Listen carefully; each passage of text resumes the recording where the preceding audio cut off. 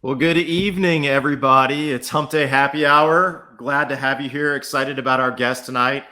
I'm Chad Duplantis. In just a few minutes, I'm going to introduce you to my co-host for the night, Dr. Jennifer Bell.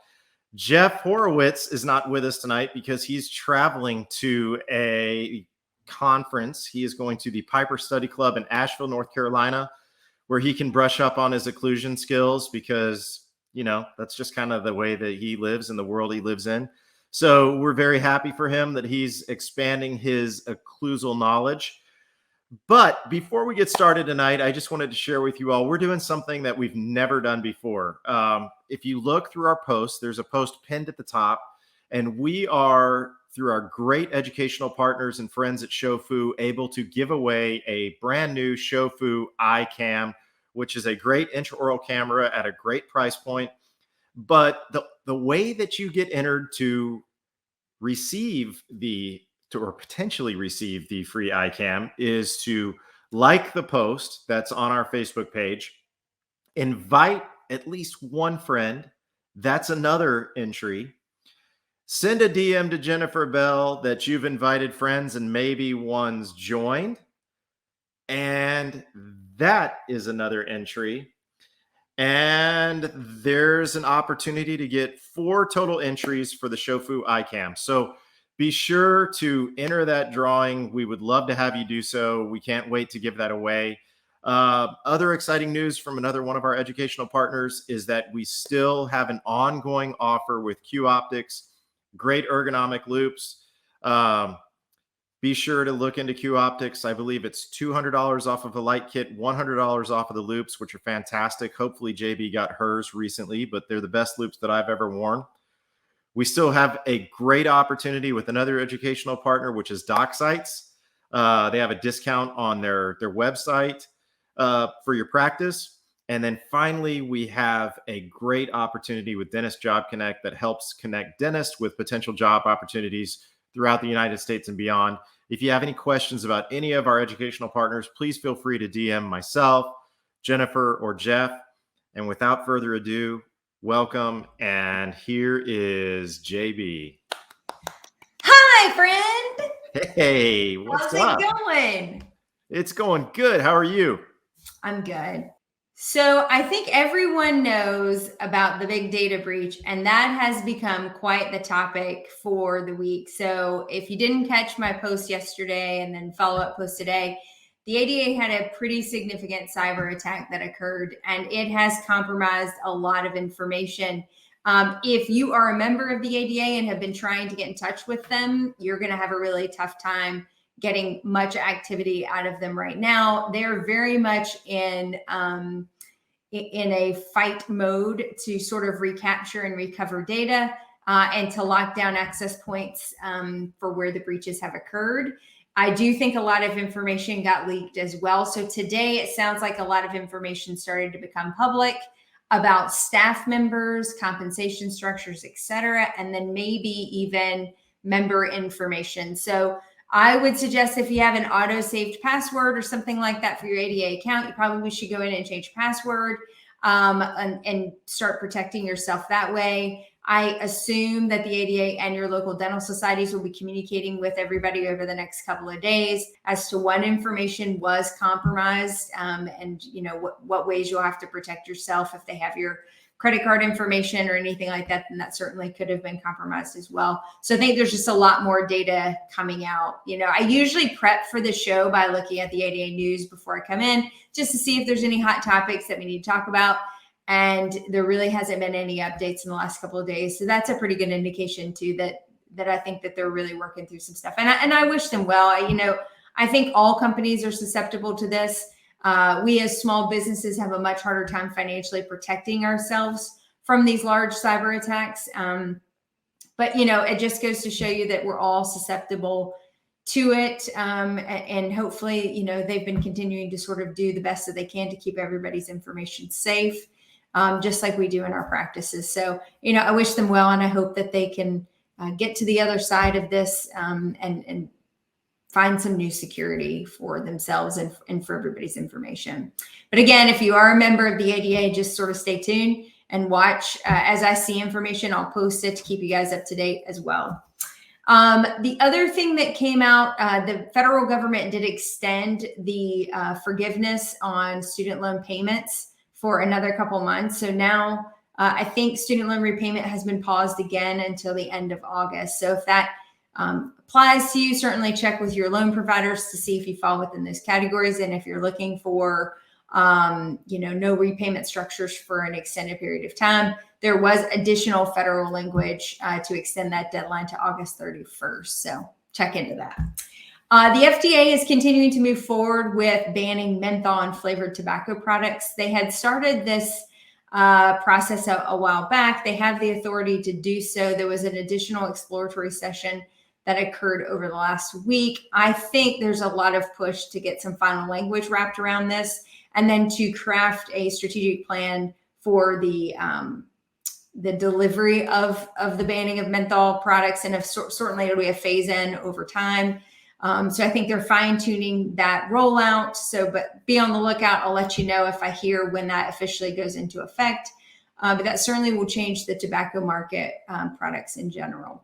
And then lastly, there was an interesting story that came out of Northern Kentucky just a few days ago, where a dentist is now arrested for illegally distributing drugs over a short time period, actually in April, of some opioid medication and also additional morphine medication. The warrant and the arrest warrant states that he was prescribing outside of normal means of business. So we'll see, what comes of this story, but certainly was one to watch and learn from. So Chad, I think that's all I have for today. I mean, I think the ADA story is actually a pretty big one, and impacts probably a good number of us in the Dinks community and certainly around the world. So, well, I would pose some questions to you like at a White House press conference, but I do have a comment.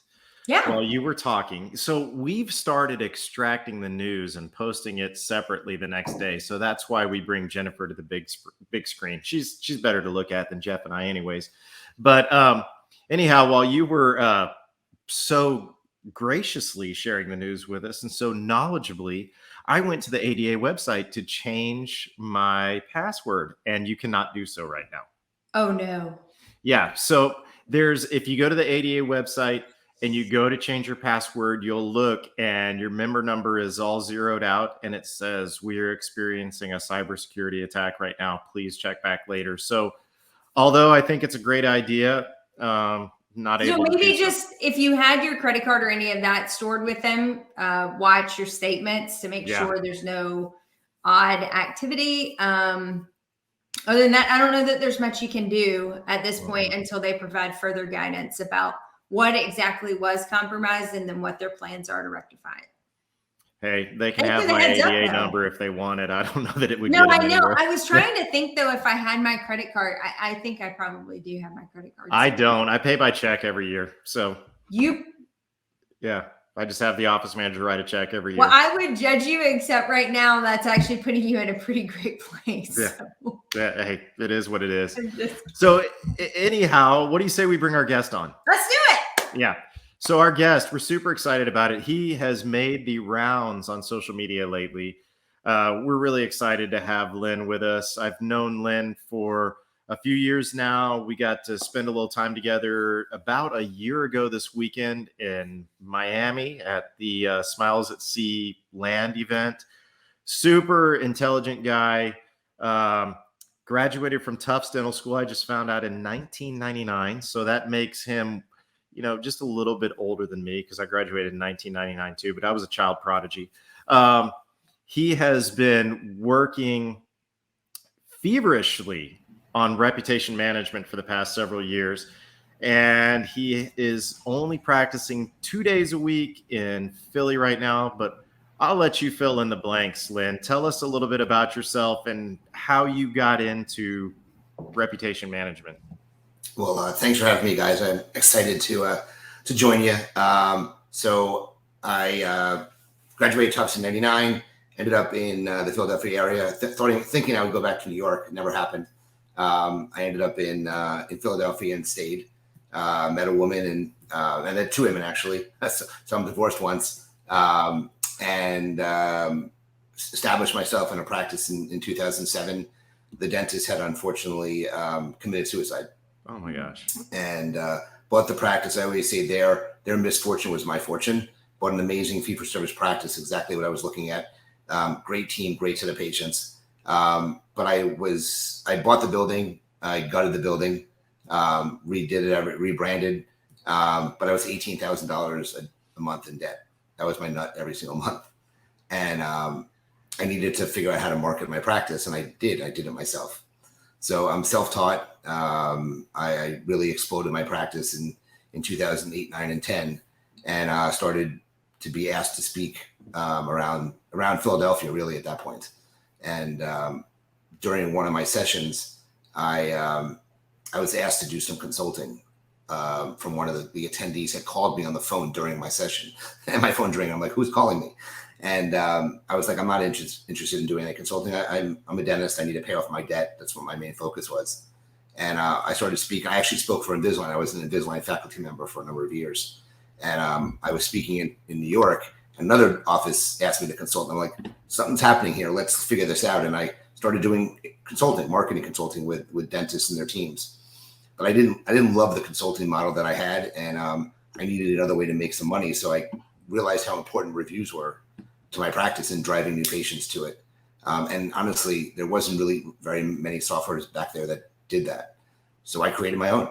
I created a platform called iSocial Reviews. In 2013, it launched at Yankee Dental. I remember calling the people at Yankee Dental and saying, I need the cheapest space you have. It could be in the very back remnant space, where the flea market is. Just stick me in the space. Because I was just like a little startup, and went to the show, and 9 people signed up for the software. And I was like, oh, we got something good here. Then we went to Chicago. We went to AACD. There was the third show I went to. And after a year and a half, I had 180 dentists buy the software. And Bird Eye came calling to me. They wanted to grow bigger in dental. I really wanted to sell a product rather than engineer a product. And they acquired me in 2014, September of 2014. So I've been with them 8 years now. People think I own the company. I do not. I wish I did. We just raised $60 million on a Series C round about a month ago. I have stock in the company. So when that goes public, I'll have a nice windfall. But that's how I got into the space. I've been teaching dentists online reviews and marketing really for 12 years now. I've done I think I just did my 497th presentation. I have my 498th on Friday in Chicago. And it's, people know me in the industry as the guy who helps with reviews. I get emails every single day. It's pretty amazing. I look back and it's hard to believe. So that's kind of where I got it from and where we stand now. Sold my practice in October of last year. I relocated to Florida the year before. So I live in Florida now, but still commute, as you mentioned, up to the office twice a week, Mondays and Tuesdays. And then I'm already planned. It's already set up to stop at the end of 2022. Well, I wasn't going to mention that, but congratulations to you, because it's very obvious that you've found your passion and you're able to pursue it. So I think one of our good friends is Laura Brenner Studholm. Do you know Laura? I know Laura. Yeah, we went to Tulane together. Yeah, you went to Tulane as well? Yeah. I had no idea. Yeah. Yeah. I had no idea you went to Tulane. But anyways, you need to share that story on Laura's Dentist Side Gigs site, because there's so many people. There's a lot of people that just don't know how to pursue their passion, and I think that you could probably help a lot of people. In regards to online reviews, I have a question, and I want to ask you this. It's a 2-part question. Why is it important? And B, well, let's make it a 3-part question. Is there a better place to have reviews for your practice? And C, is there a place that you don't really want reviews for your practice? That's a good question. So why is online reputation so important? It's because we are now a reputation society. Mm-hmm. Everything we do, we're looking online for reviews. You go to Amazon, you're looking at the reviews before you buy the product. If you're going to a restaurant, you're usually going to Yelp in most cases. You're going on a trip, you're going to TripAdvisor. You go to the movies, you're going to Rotten Tomatoes. I mean, we are a reputation society. Whether you look at reviews or not, I guarantee your patients are. And here's the thing. You could be the best dentist in your town.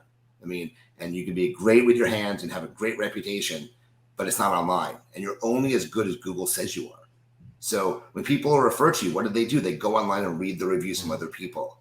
And if you don't have great reviews, people aren't going to come in, and they don't call you up and say, you suck online. They don't tell you that. Yeah. They just don't call the office. So you really don't know what's walking out of your, or not walking away from the office without you actually knowing it. You have no clue. So that is why it's really important to put your best foot forward online.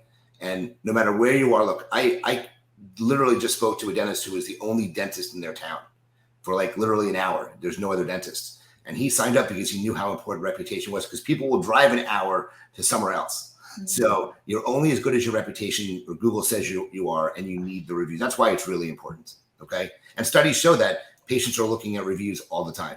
81% are looking at Google. So where do you want your reviews? Part two, where do you want them on Google? I mean, Google and somewhat Facebook. Every other site, it was a survival of the fittest. If you go back to my seminars that I gave in 2010, 11, and 12, you'll see I was talking about City Search, Insider Pages, Judy's Book, Angie's List. None of these sites really exist anymore. If they do, they're this big. So Google survived everything. If you're in a town like a state like Los Angeles or California, you're in Chicago, Miami, New York, Dallas, sometimes Charlotte, not Philadelphia though. You may want to get some Yelp reviews here and there. And Facebook. I mean, those are the big three. Health grades, much, much lesser extent. And if you're in Canada, Rate MDs. Rate MDs is the other site. But that's kind of the main ones. I wouldn't really worry about anything else. And where do you not want to get reviews? Better Business Bureau, I don't think is especially if they're negative. That's everybody says to me, I got this Better Business Bureau review. Well, nobody goes there anyway for dentists, in my opinion. And you don't want bad reviews. You want to put your best foot forward. So, when someone Googles your name, and do it yourself now, click on your reviews in Google and it says which is the most relevant review. Google makes that decision. And you don't want that to be negative, because that's the first thing people are looking at. You can go to newest, lowest, highest, but when you go to most relevant, you should have your best foot forward there. It's funny that you say that. I got a couple yesterday that came in, a brand new couple that moved here from California, which seems to be a trend lately. But anyhow, they came in and they were like, you had fantastic reviews. How could we not come here? And it was really nice to hear, because, in an open operatory system, I'm sitting in the next operatory and I could hear them bringing this new patient back, and everything the assistant to her said to her, she'd go, that's just like the review. That's just like the review. Thank you so much. Y'all are so kind. You're so great. I mean, it was really, really great to have that affirmation, but she was really appreciative. But one of the things that I found, and I don't know if other people are finding this either, is that with the increased Google presence, with the increased Google reviews, I'm finding that we're not only getting an influx of new patients, but we're also getting an influx of no-shows from this as well. I think I question the quality that we're getting from Google.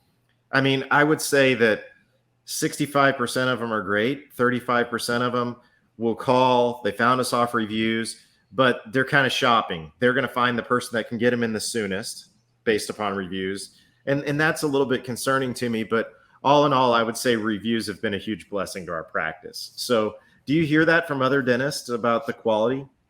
Yeah, no, 100% so. And every single day in the office, I'm the one who asks when I'm seeing the patient how they found out about us. And it's usually always online or reviews or from a referral. When I say reviews, I smile and they ask me why I'm smiling, and I explain to them what I do. So all the patients know I'm involved in the space.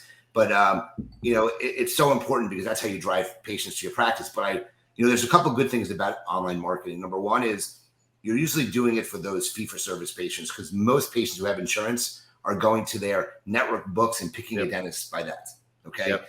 Number one reason why is they take my insurance. That's why patients pick a dentist. Number two is convenience. Okay. How close they are, or how convenient they are to the office. And number three is reviews. That's kind of the top three when it comes to that. And, when we are talking to patients and they say, hey, I'm out of network, or you're out of network, but I come in because reviews, those are very valuable patients to a practice. Okay. Now, when it comes to these no-shows, that's just an offshoot of online marketing because they are price shopping, a lot of them. And if someone's asking me for a price on the phone, and I answer the phone a lot in the office, it just, if I'm not busy, I'll pick it up. And I'm very honest with patients. And if they're price shopping, I say, look, this isn't the office for you. We're not cheap. And I eliminate a lot of that stuff. And just like, I'm sure you heard of a company called LocalMed. Yeah. LocalMed does online bookings, and patients schedule the appointments. And some of the complaints are patients don't show. Mm-hmm. And I say to the offices that say that, I say, this is how we handle it. When someone makes an appointment online, we call them immediately, like literally when the appointment's made. If they don't answer the phone, we leave a message saying they need to call us back immediately to confirm the appointment. And once we get them on the phone, if they don't fill out our new patient forms, which are available by email to them, if it's not filled out, their appointment's canceled. That's how we're eliminating a lot of these potential patients from no-showing and screwing up the schedule, because there are going to be no-shows because you're doing online marketing. That's unfortunately the way of the world. Absolutely. So what's the current wisdom? It's kind of gone back and forth. Negative reviews will happen. I mean, that is the reality. And often it stems from either miscommunication or different perceptions of how encounters have occurred. What's the current wisdom for practices if they have a review that's less than favorable? I mean, even it could be a 3-star or a 2-star. It doesn't have to be a total tank on the review. That would still be something that you would think, gosh, how did we miss the mark on that one? Is it to respond? Is it not to respond? For a while, it was, you get a negative review, don't say anything because you can't change it. And it just becomes kind of argumentative. I think that's changed, but I want to confirm that. And then my only other experience with that is when someone's really pissed off, it's like the scorched earth mentality, and they'll review you on anything that they can find that has your name on it. So like you say, well, in my town, a Yelp review doesn't matter, but No. my Yelp review sucks because this one person got pissed and torched my name on the internet, period.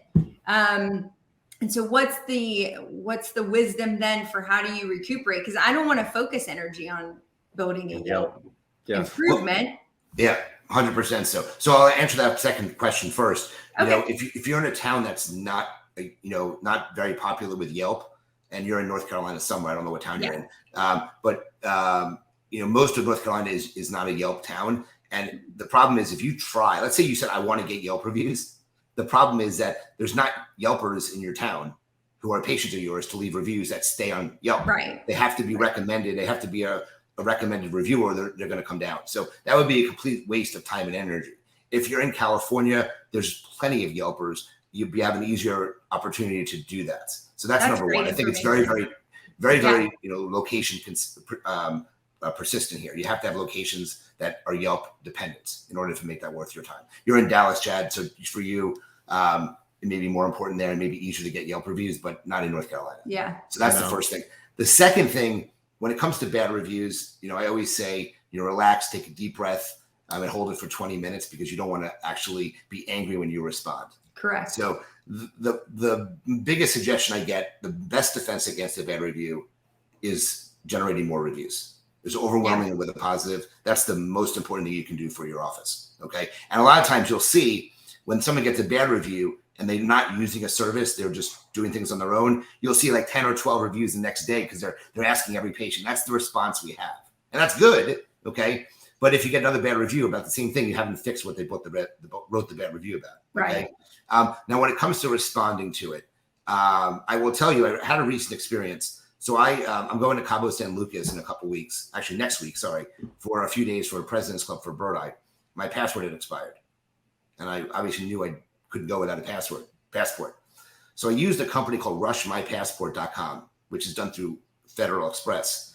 And I got my passport back in 2.5 weeks. I couldn't believe it. Wow. And they sent me a review request, and I literally sat down and wrote this really glowing review about the service because I was super impressed. It cost me more money. It was partially my fault that I forgot my passport was expiring, but I know I couldn't go if I didn't have my passport. So I wrote the review, and within 5 minutes, I got a personal response back. And, just doing that made me feel, I don't want to say special, but made me feel really good that they read the review and they responded. Yeah. So I kind of have a different opinion now because I thought responding to all reviews unless you can come up with a different response, would just look stupid online. And there's no real, look, if you want to respond, and in the past, I would say, if someone writes a review about dental implants, okay, you can say in the response, our office loves doing dental implants. Thanks so much. And having a review that says dental implants and having the response that says dental implants is a double keyword. And that's really good for SEO purposes. Yeah. So that's why I would say to respond to those. But I felt so good that I've changed my mind in some of these things. And I think that we should be responding to all positive reviews whenever possible. That's funny that you bring that up, because I had a positive review last night and he just posted 5 stars. And I just wrote, thanks for the review. We really appreciate you as a patient. And he's like, well, on second thought. And then he wrote this, like he came back then and wrote, now that I've had time to sort of gather my thoughts. And he wrote a really nice verbal review in addition to the 5-star, which was really nice to have as well. So I think your point is very valid, that sort of, it's almost like a chat feature. You're engaging with someone, because a lot of these people, and they become family members, and, like you're almost sort of having this ongoing chat with your online community and validating. 100% so. Now, on the negative side, responding to a negative review, I would say you have to be very careful. Okay. Yeah. One is because most of the time, whatever you say is going to violate HIPAA. Okay. And there's been dentists who have now been fined up to $50,000 for violating HIPAA. So you have to be very careful. That just came out of the news not too long ago. You have to be extremely careful how you respond to a review. You can't, according to HIPAA, you cannot even acknowledge that they're a patient. So it's very difficult to respond to a negative review if you do that without violating it. But if you do respond to a negative review online, you want to say you're sorry. Okay. Always say you're sorry, even if you're not. A lot of times you're not sorry, but you definitely need to say that, because the most important thing you have to understand is when you respond to a negative review, you're not responding to the person who wrote the review. You're responding to the people that are reading the review in the future to show that you are actually aware of it and taking care of it. Yeah. So that's a thing I would urge people to, but you don't want to respond when you're angry. And if you respond, again, you just got to be careful, because if you don't know, you don't want to poke the bear, as I like to say. So if you're not sure if the patient's nuts, don't respond, because if it's a nutty patient, they will go nuts on you. And I've showed examples during my seminars where it's like one line that says, that was the worst experience I had in a dentist. That's what the review said. And they didn't say anything. They just wrote they had a bad experience. And they responded, and after I told them not to, and then there was literally it was a novel of problems after that, because they re-responded to that review. So I just, unless you know that it's not a problem, or it can't be a problem, I would not respond online. I take it offline. So I actually reach out to the patients. I fix whatever issue that it is. I apologize. Again, I send them a text message. I email them. Whatever I have to do, I do it offline, not in a public forum. And a lot of times after I fix the issue, they've taken the review down, or they made it a 5-star review, because I addressed their concerns. And I've been teaching this I've been preaching this to the choir forever and ever. So, I would tell you that that's the way I handle these negative reviews, with caution. And if you think there's gonna be a problem, don't do it, because there will be a problem. I'm obviously not as well versed as you, but when I was a little kid, we had this poodle, and every time she would do something bad, my dad would say, "Susie, go to your room." And as the dog was walking off to her room, she'd turn around and just get one last bark in. And I always tell people when I'm lecturing and I'm talking about reviews, I'm like, don't be the barking poodle. Just, don't try and get the last word in. And it cracks me up, because you'll see people on social media that'll post their bad review, and then they'll post the chain of them between them and the patient. I'm just sitting there going, oh my gosh. And it's like, did you feel better when you finally dropped the mic? Because you know what? You just made yourself look like a fool online. And now it's branded for all of Google to see. And so it just really, it drives me nuts. And I love that, taking it offline, because like you, Len, if somebody has a problem in my office, I will personally pick up the phone and call them and say, what can I do to make this right? Not what do I have to do, but what can I do to make this right? And let's make sure that it's reasonable. But, that's always, just own it. The customer, unfortunately, is always right. And I've always had that mentality. And I just kind of, even though we know sometimes they're not, I will put my tail between my legs and call them and try and make it right. So I love that. And I did have a bad review one time. And what's funny is it was from a friend of mine, and he got a bill in the mail. This is crazy. He gets a bill in the mail, and it's a Sunday evening. And he goes online and just blasts us. I had da da da da da. They didn't even file it with the insurance. And I said, and I just texted him. I said, dude, what are you doing? The bill went out by mistake. Just give it a day or so. And it turns out the next morning we got his insurance payment. And he had a $9 credit. And I said, you have a $9 credit. Would you like to come pick up the check? No, just apply it towards my next visit. I said, okay. I go, what are you going to do about the review? Oh, yeah, I guess I should change that. But it's like, I think you should find a new dentist. And then he puts this great review up there just and says, it was hilarious. It all worked out. But I love taking it offline, and I don't have a problem with that either. So, and I always say, I see you respond so many times when somebody says something about a negative review, and they're like tempted to respond, or this is my response, and you're like, no, definitely not. Yeah. And I always say that you haven't been a dentist long enough if you haven't got a bad review. Okay. Yeah. So when people message me, I got my first bad review, I'm like, congratulations, you're officially a dentist. Just like you haven't done enough endo if you haven't broken a file in a tooth. That's kind of what they say. So look, what's the psychology though around? I think you bring up a really good point, because I remember my first bad review, and there is a psychological process that has to happen during that. Mine wasn't anger in that particular scenario, but I do think that there is mentoring and coaching folks through those processes, because while I respect and validate the value of the review, I don't want to be hostage to the review. Like, I want to continue to run our business in a sound, standard of care, appreciative, customer-driven way.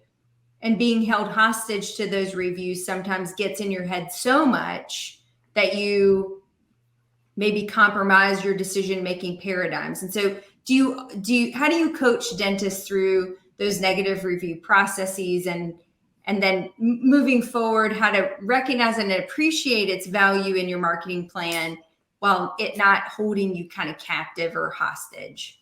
Well, I think that's a really good question, because, I'm not, even though I talk about negative reviews and it's my business, I am not immune to getting bad reviews. So I have over 1,500 reviews about myself and my office online, and we have 91 negative reviews. So I certainly have negative reviews. Usually it's my mouth that gets me in problem. I'm a New Yorker practicing in Philadelphia, so I'm very direct, no matter what. I'm a very direct person. I'm a fee-for-service practice. I want to be paid, so I'm going to get my money. And I've never gotten a bad review about my actual dentistry. Correct. Okay. It's normally someone at the front desk, it's money, and we don't even run late. So it's not about me running late. So that's what most people write a bad review about. And when we get a bad review, I sit down with my team and we discuss the bad review.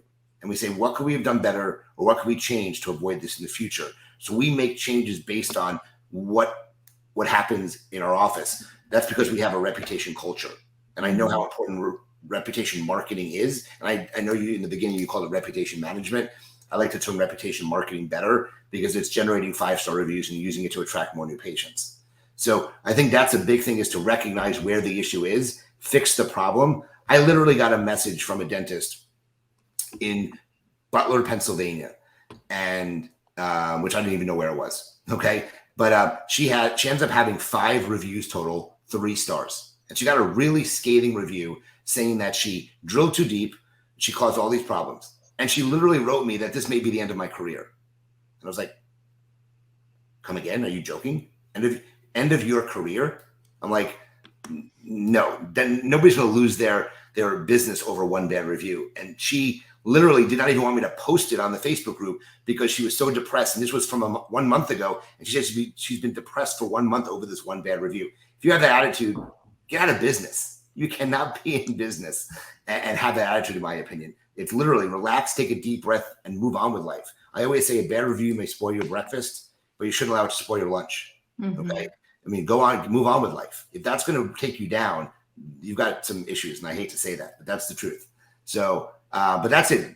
I would literally sit down with the team, learn from the mistakes, fix the mistakes. I don't think many offices are truly getting fake reviews, as I mentioned to you before we started. I think they're patients who have aliases because they don't want to be, they want to be anonymous online, and you can't be anonymous with Google. So they create a fake profile and put a bad review up. So only time I've ever gotten a fake review was because I put a bad review up for a business that I was having a problem with, and then they posted in my business the next day. So that's the only time I've ever gotten a bad review. Everything else is a legit. Now they tell lies in the review. I mean, somebody wrote a Yelp review about me and said that I told them they needed fillings replaced because they can cause their children to be born with disabilities. Like I would never say that to somebody. So I mean, that's the way I would handle it. I mean, I coach teams to learn from the mistakes. Don't make it public as little as possible. Make it. So when you say that, though, I mean, you could recognize the idiocy of the comment that you never said, like, how do you, I'm genuinely asking as the dentist who coaches my team, how do you coach a team through a negative review that you know isn't accurate? Well, so usually in a negative review, there's some truth to it. The whole thing's not going to be truthful. A lot of times there's going to be some embellishment. If it truly didn't happen, you can't coach them. Okay. Yeah. You just say, hey guys, we got this bad review. Hey, look, can you believe none of this? It's a lie. None of this happened. You just move on. Yeah. If they say, look, and here's the thing, I'll tell you a story I tell at my seminars. I got a call from a dentist, New Yorker. He calls me up and says, Len, I have a problem. I'm like, what's going on? I speak to everybody. I get so many messages, but I will talk to everybody on the phone. That's just what I do. That's my personality. I got him on the phone and he says, Len, I have a problem. I have 38.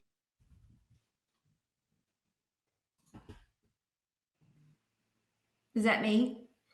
I think it's Len because I see you. Reviews, okay. 25 of them are.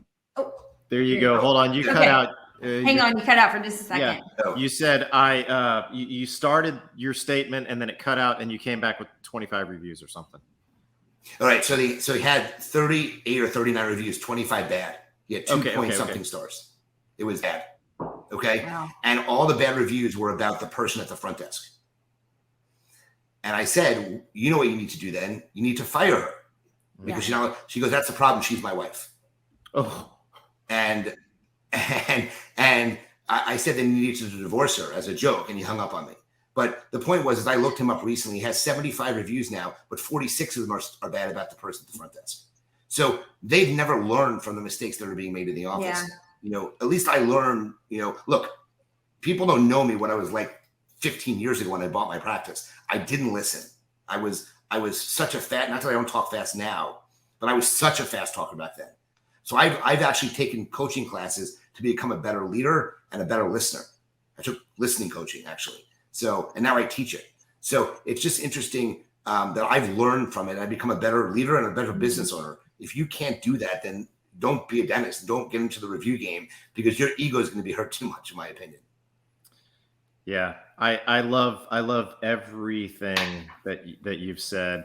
I want to close. I appreciate your time, but I want to close by thanking you for being here. But how do people get in touch with you, Len? And besides, obviously you have Raving Patients, the Facebook group. Other ways to get in touch with you? Well, I have Raving Patients Facebook group. I have Raving Patients podcast. I have a website, drlentau.com, drlentau.com. You can find me on social. I'm extremely active. I'm traveling all over the country. If you're at a meeting, come say hi. I'll give you my cell phone. People text me or call me all the time on my cell phone. It's probably listed all over the internet anyway. So it's 215-292-2100 is my cell phone. And you can call or text or email me. And I am happy to discuss things, help out any way I can, because that's what I do. You're honestly our first guest to give their cell phone number on here. I can't tell you how much that means to us. Would everybody please send Len a text? That's okay. The ADA had already sent it out yesterday. It's fine, Len. Don't worry about it. That was. You want my credit card too? Because the ADA. Yeah, why not? Yeah. What's funny? Hold on. My security code on my one of the cards I use is 867. Okay, and I usually go 867-5309. Right. People look at me like they don't know what that is. And then no. I gave it to a woman, and she said, "What's that?" I'm like, "Do you not know Tommy Two-Tone?" And she didn't know. I said, "Look it up. Look it up." So that's how I'll never forget that security code because of that song. You should go to our group because someone posted this week. It's an old meme. I've seen it before, but it's the guy from Tiger King and he has the 3 teeth and it says and it goes. And then the three are that was honestly one of my favorite songs back in the day. And it's a great song. Our exchange in Plano, Texas, was 867, and I was just praying that we ended up with 5309. But I want to tell you all this as we close. This is really funny, especially with the summer upon us. Jennifer, your son would enjoy this at his age. Len, how old is your son? He's 15. Okay, he would enjoy this. My kids are 16 and 19, and we've done this for the past few years. If you're on a road trip, no matter how long, have a bet in the car as you're driving by and have everybody call out the reviews as you pass restaurants along the way and call out what you think that their Google rating is going to be. It will be hours of endless entertainment, especially as we drive to Florida through Louisiana and Mississippi. The kids have a blast and we just play the whole time. And I mean, it's amazing how many times we nail it just based upon the signage, the cleanliness of the parking lot and whatnot, just driving by. So just food for thought as the summer comes along, play the review game in the car and you can play. I've never seen Ben get so tickled when we were driving by this Taco Bell KFC combo, debating whether or not we would stop. And he started reading the reviews, and I'll give it to some reviewers. They're really funny. Like they spend a lot of time. They're almost authors in their own right, crafting these reviews. And Ben couldn't breathe. He was laughing so hard at this guy's review of the Taco Bell KFC experience he had. And it went for paragraphs. So I get that. That's a fun game. It's a lot of fun. And I want to say that I did a little drawing. We got a couple of comments, but we did have several people that were in and out tonight. And Nicole Lacan won a copy of Len's book. Yay, Nicole! Yeah, so Nicole, if you could just DM myself or Len, we'll get y'all in touch. And Len, we'll be in touch. We'll see each other soon. I appreciate you being on.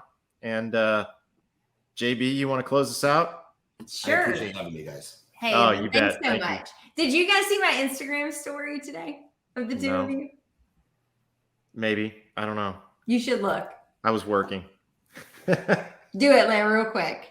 I'm going to check right now. By the way, if you want a really funny way to read some things, go onto Amazon and look up Haribo gummy bears, sugar-free, and read the reviews that it will be the funniest thing. Jen, what's your Instagram handle? We'll go to Dennis in the Know. Oh, it's Dennis in the Know. Okay. Yeah. Okay. I appreciate that. There you go. That's hilarious. Did you turn it up? Turn the music up. All right, let me see. Dentists in the Know. All right, got it. Let's see. Here we go. Story.